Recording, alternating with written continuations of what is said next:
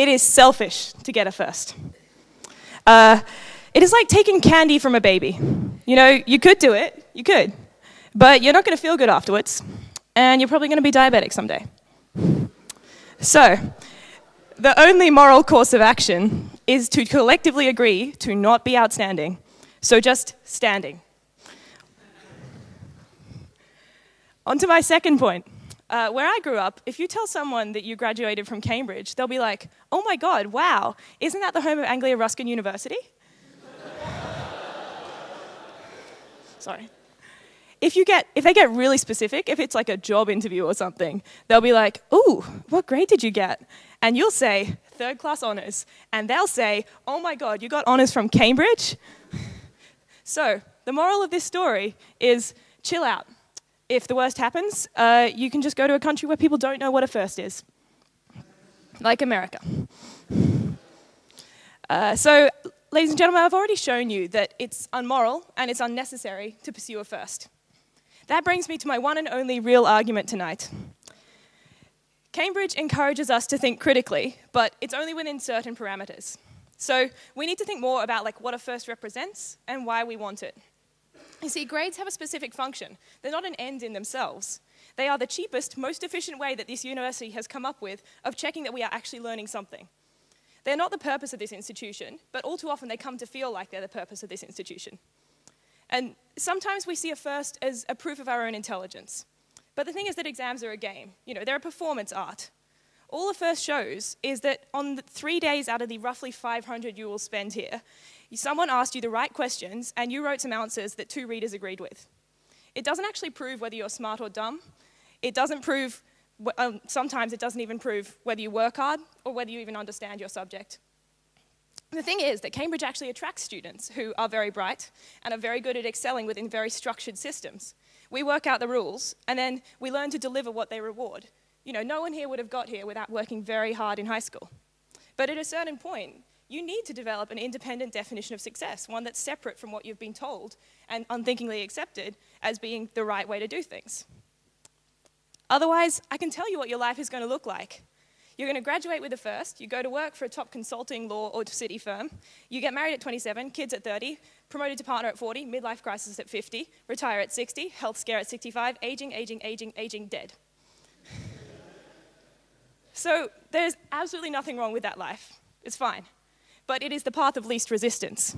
So we're not saying that you should stop trying here on Side Proposition. We love triers. We think they're great. But though actually, if this were an American commencement address, I would have told you to drop out 3 times already. But what we want you to do is to question your motivations for wanting a first, and to maybe think about whether you're sacrificing too much for that. So I actually forgot to write a final line for this speech, so I'm just going to end on, Free Scotland! Yeah. Thanks.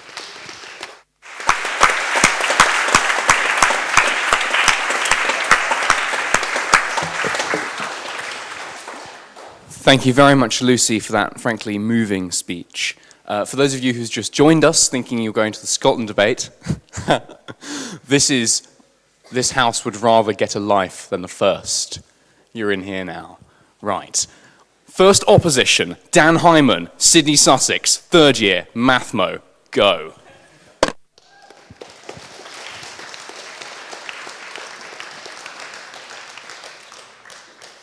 Good evening, ladies and gentlemen.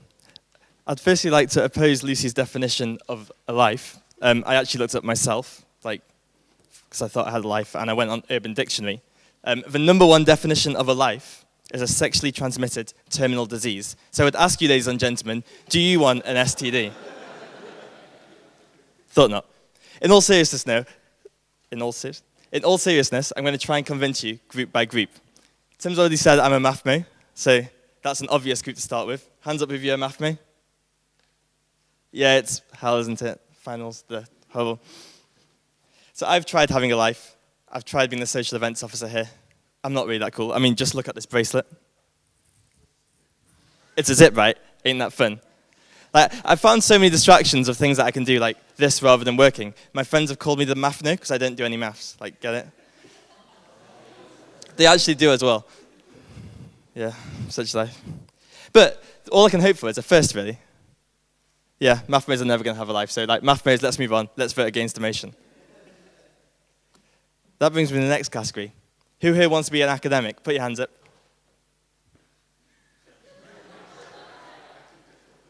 It's poor showing, but you have to vote with us as well. Like, you want to be an academic? Like, obviously you go to the same side as you because he's definitely going to agree. What are you going to need to be an academic? First. Precisely. You want to be an academic, got to get a first. So you're voting with us as well. So we've got, what, maybe a fifth of the room now? So I've got to convince the final 4/5 of you, and that's the hardest bit. So, this house would rather get a first than have a life. Well, here in Cambridge, we all live in a bubble. You can't actually see the walls of the bubble, but it exists. People outside think we're weird. So in that sense, people outside probably think we don't have a life. So what we're talking about here is a qualitative description that no one can actually put their finger on. I mean, we had one definition of it, but I think we found a different definition of it, admittedly from Urban Dictionary. It's great to be weird. It's great to be odd and different. I mean, why would you actually want to have a life and be normal? I mean, just think about the club life. I mean, just think about it, right? I've not actually been there this year, thank God. Like, I went the past 2 years, but like, so I'm trying to think how to describe it, but it's just grim, like the weird booths where people make out, and yeah, a bit weird. So we should rejoice in the fact that at university we can just make absolute tits of ourselves and do whatever we want. Like, you don't want to be normal, you just don't want to have a life. You just have to hope you don't end up in the Daily Mail like the esteemed union's press officer who ended up in the Daily Mail on Tuesday. Actually, that's probably a bit of an in-joke. You probably didn't get that. Yeah. Yeah, weird to have a life. Whatever. Okay, so why would you want to get a first? Well, we've had this qualitative thing called a life, or you can have a quantitative thing. Look, I'm a math man. Quantitative, it's great. Quantitative thing called a first. Studies show that you get higher earnings, and well, you can walk out here and say you got a first, but can you walk out here and say you got a life? Like, will anyone believe you? Like, yeah, I went to Cambridge. I've definitely got a life. Or I went to Cambridge, I've got a first. Like, cool, bro, you got a first. That's something positive. And I'll take you back to Lucy's point. It might be selfish to get a first, but deep down, everyone has a small selfish bit inside. Like, you can feel it. Particularly if we've paid tuition fees, and tuition fees are bad. Come on, that has to get a boo. Tuition fees are bad. See that on our side now. And we know the first system has flaws, but it's a game, and you've got to play the game. You've paid 27 grand if you're the year below, or 2 years below me. You've paid 9 grand if you're my year for a degree. So you might as well get the best degree possible.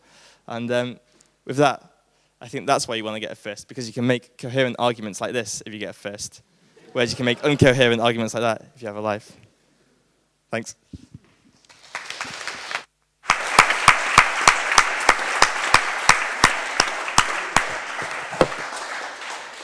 Thanks very much for that, Dan. Just out of curiosity, has anyone else been in the Daily Mail? Hands up if you've been in the Daily Mail. No. There we go, one up there. Has anyone, any freshers here? Yeah? Yeah, cool. Look forward to Suicide Sunday, and then Monday, when you'll see your face, bam, smack, Cantab, sit in park, and it will be, yeah, awful, awful. Right. Now, we're on to the really exciting bit, which is where you get to have your say, in the words of sort of BBC. And then you get this angry man from, like, Berwick-on-Tweed, who's, like, written a letter in saying, oh, I don't like this liberal homosexual agenda which you've got on the BBC. And, I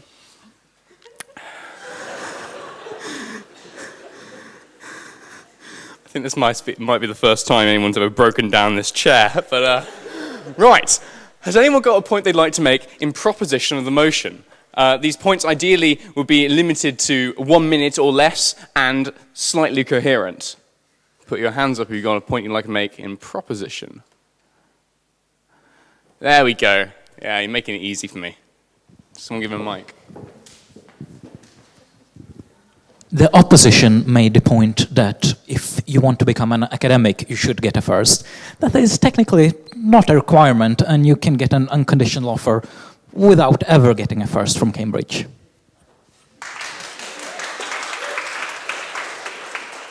It's a true statement, and it took all of 11 seconds. And you realise that they're not going to be out here until 8 o'clock. And so if all of the points are 11 seconds, we're going to need a lot of them. Right. Anyone got a point in opposition? Between 11 and 60 seconds long.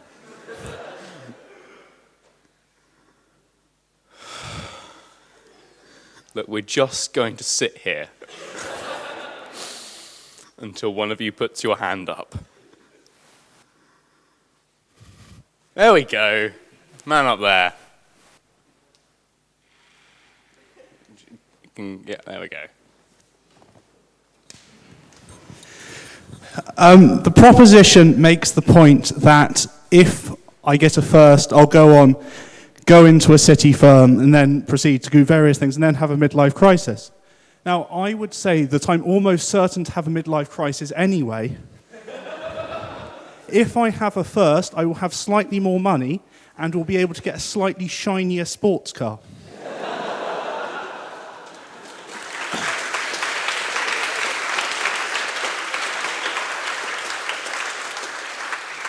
It's an excellent philosophical argument. Great. And 24 seconds. Take note. Right. Does anyone have a point in abstention? So you really just... Yes! Three people don't give a shit about the motion. Over there. Yeah, there's a microphone next to you.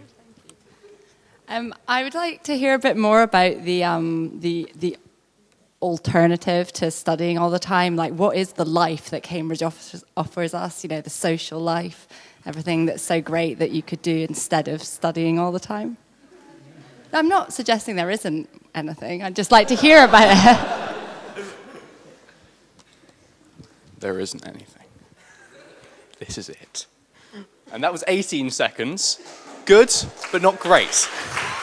There we go, clapping, excellent. Right, let's try again. Points in proposition. Yes. That was a slam. Hello. Okay, seeing as I have a life, then I'm going to suggest that we play just a minute to solve our crisis because I'm good in social situations. Yes, okay, come on then. Give us a word. Your word? You have to, come on, just a minute. Come on, speak. Blue. Sorry? Blue. Well, I'm not going to do it, and then you have to nominate, when your committee do it. I've never... You don't have to play, just a minute. No. You don't listen to Radio 4? Are you going to get a first? I rest my point.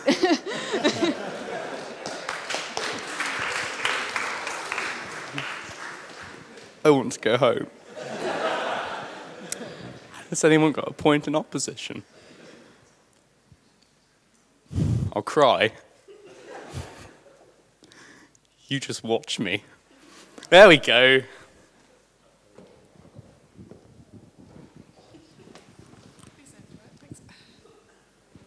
I'm going to make a point someone made the first time I sat in on this debate, which was in my first year. And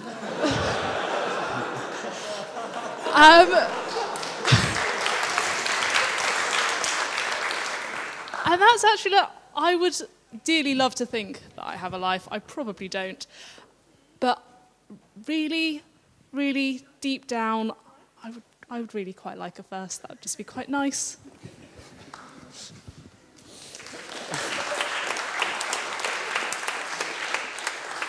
I was banking on them all being freshers or second years, and they're not. It was the first debate I ever saw here. Anyway, right, abstention. Anyone got a point in abstention? There we go. Yes, good man. Someone give him a microphone. Down there. Just do the human chain thing. Excellent. Practical skills. Could somebody explain why they are mutually exclusive? Why can't you work all day and then go out and get drunk or have tea or have a life? Whatever that's defined as.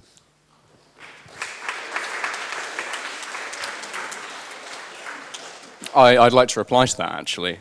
See, this is the conceit of the debate, okay? So what I say is, yes, technically they're not mutually exclusive, but if someone were to hold a gun to your head and say, pick the life or the first, that's the situation we've got here, okay? Gun to the head. Right. Let's move back to the main debate. Yes, proposition. Excellent, cool. So second proposition is Donald Bogle, who is a master's student in Landec at Fitz, which means that he could actually get both of these things.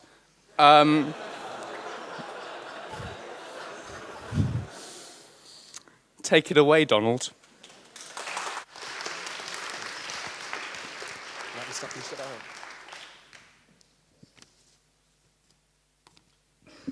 Ladies and gentlemen, Lucy and I chatted earlier about who would tell the jokes and who'd be serious, and she started with the jokes as someone who takes not getting a first a bit more seriously than she does. So I actually will be quite serious with this. And I'd like to start by reminding the House of the motion, which is that we would rather have a life than a first, that of those two options, getting a life should be prioritised over having a first. Of course, they aren't mutually exclusive. And many of you here tonight will have found a reasonable balance by which to achieve both. And Lucy and I aren't suggesting that having a first is worthless or it's not worth achieving. We're just saying that in organising your priority, I have friends up the hill at Fitzwilliam College who couldn't even spare the time from the library to cycle down tonight, let alone to sit through the whole debate and support me. So that kind of gives you a bit of an idea of what people are like in Cambridge and why I would suggest that aiming for a first really damages friendships and relationships. Yeah. Yeah. Go on. How do you know that doesn't? How is that not defining what a life is? Ruining relationships.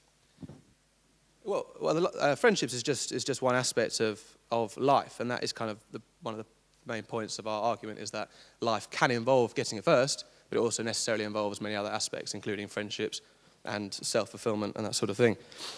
Julian Tan, who's a former vice president of QSU, wrote an article in Huffington Post in which he said that he wished he hadn't worked so hard at the expense of all the opportunities that the university offers, and he said that his vision was clouded by my unwavering commitment to work. No one will look back in 5 years and wish they got a first, but plenty of people look back in 5 years and wish they'd made more of the opportunities that were on offer and made better friends and that sort of thing. In further sort of answers to your question, I reject the Urban Dictionary definition of life quite thoroughly. So, again, another serious point. One key reason to get the first is to secure a job upon graduation, and for this reason it is, of course, beneficial to have one. But after your first job, the employers only care about your experience and the skills you've developed in the previous ones. In the same way that GCSEs were very important a couple of years ago, now no one cares. Employers do not care what your GCSEs are like. In 5 years, your degree grade will be as irrelevant as your GCSEs are now, and all you'll care about is your friendships and your experiences that you had here. The grade will have been rendered irrelevant by your later life experience. Daniel, the first opposition pointed out that there's occasions when having a first is necessary for achieving your sort of life goals, which is maybe to be an academic. And I'd say that in this situation, you have identified being an academic as your life goal, and therefore, going for the first is a means to achieve that life goal. And you are still, you're still prioritising the life over the grade. So me and Lucy say that it is possible to get a first while still maintaining a life, and it's certainly not, we're certainly not saying that a first isn't worth getting.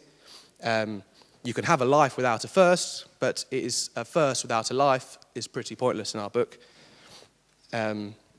So, taking advantage of the opportunities and experiences you can find in Cambridge, going to Life, the club, as we mentioned, as I have done every Sunday for 4 years, is certainly one way to do this. And these sort of bonding experiences and your friendships that you develop over the years will serve you far better in 5 years' time than your degree grade, which will have since been rendered irrelevant. Your very attendance tonight, in summary, shows that you support our motion. Thank you.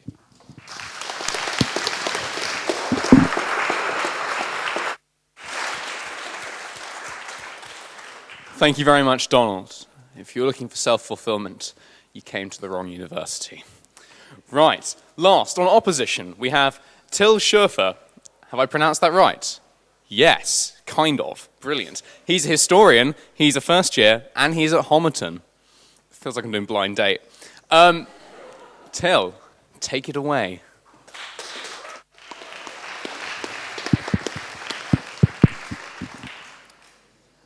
Thank you. Ladies and gentlemen, I urge you all to oppose this motion. I do so on the basis of, well, first of all, great pronunciation. First person in Cambridge to pronounce my name correctly. I urge you all to oppose the motion on the basis of three arguments. Now, the first one is that of sort of Cambridge exceptionalism.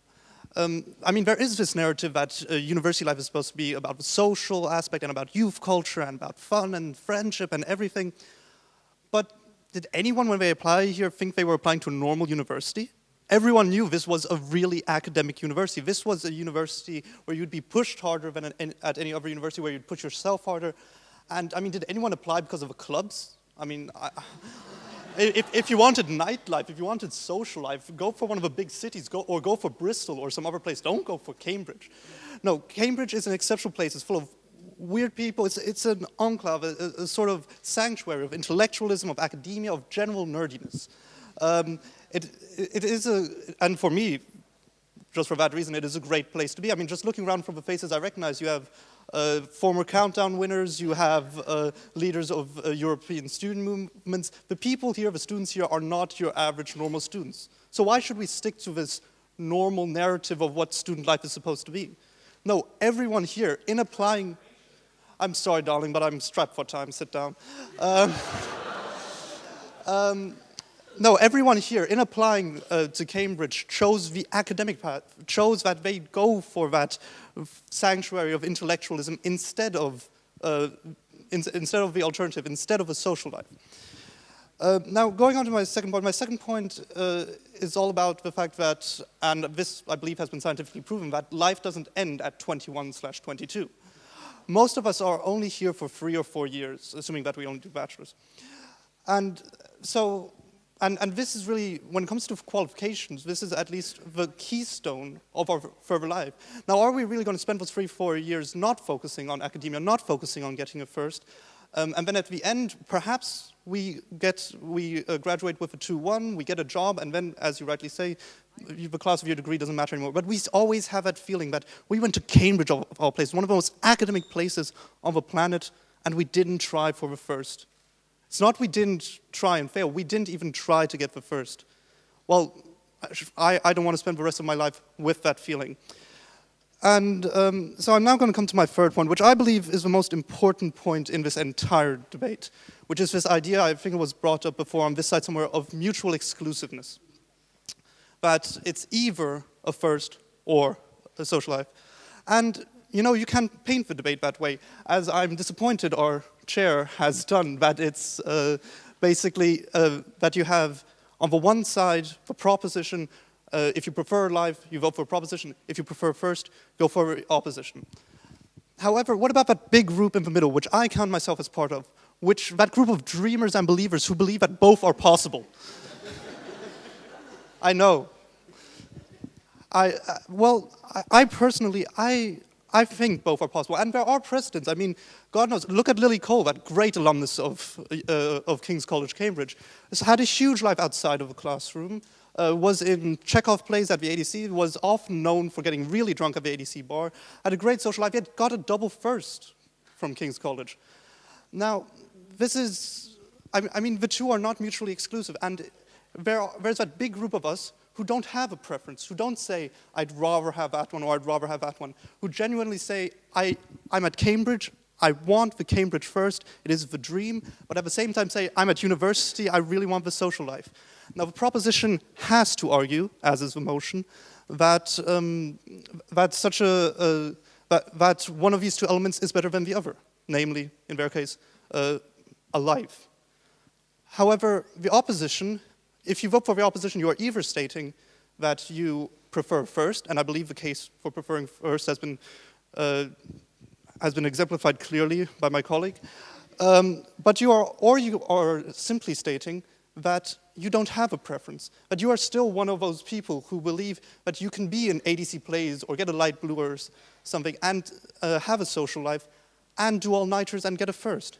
And in a place which is so exceptional, with such exceptional characters, and really, which is unique in the entire world, I believe that that is possible. And so I beg you all, if you don't have a preference, if you want both the first and the social life, oppose this motion. Thank you.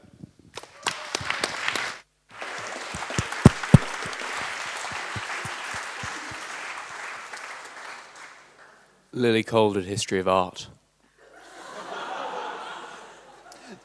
And now's the time when you get to vote on the motion. Isn't this exciting? So, what we're going to do is, voting is by acclamation, which means whoever shouts the loudest. So, people who are in favour of the motion are going to shout aye, and people who are against the motion are going to shout no. People who are in abstention are going to stay silent. So what we're going to do is, because everyone's really, really bad at sort of shouting, because they're really shy, we're going to have a dry run where I want everyone to shout. This feels like school again, doesn't it? It's meant to. So can everyone, on the count of 3, shout aye? 1, 2, 3. Aye. And on the count of 3, shout no. 1, 2, 3. No. Good. Right. So now, all those in favour of the motion, on the count of 3, aye. 1, 2, 3. Aye. And all those against the motion, on the count of 3, 1, 2, 3. No. I think the ayes have it.